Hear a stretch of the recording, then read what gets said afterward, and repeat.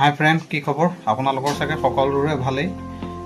আজি 12:30মান বজাত যেহেতু মই এটিএমত গৈছিলোঁ, বেংক অফ মহাৰাষ্ট্ৰ এটিএম, যিহেতু বাটাৰ পইণ্টৰ কাষত আছে। আৰু তাতে তেনেকুৱা এটিএমত সোমাওঁতেই মই এটা এটিএম কাৰ্ড পাওঁ আৰু এটিএম কাৰ্ডটো দেখুৱাইছোঁ। এইটো এটিএম কাৰ্ডটো, আৰু এই এটিএম কাৰ্ডটো আছে পুতলি বৰাৰ নামত।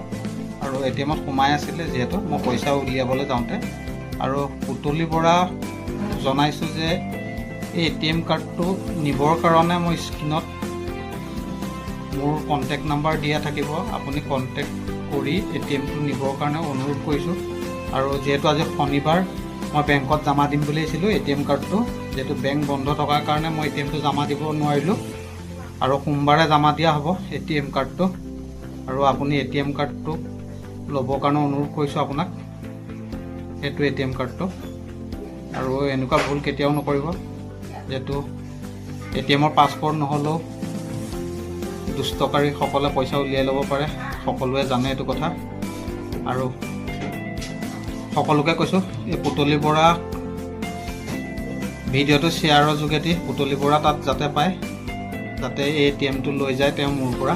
আৰু মই কণ্টেক্ট নাম্বাৰ দি দিম, আপোনালোকক কণ্টেক্ট কৰিব পাৰিব। আৰু মই এটিএমটো ফটো মাৰিও দি দিম স্ক্ৰীণত। আপোনালোকে এটিএম কাৰ্ডটো নিবৰ কাৰণে সহায় কৰে যেন।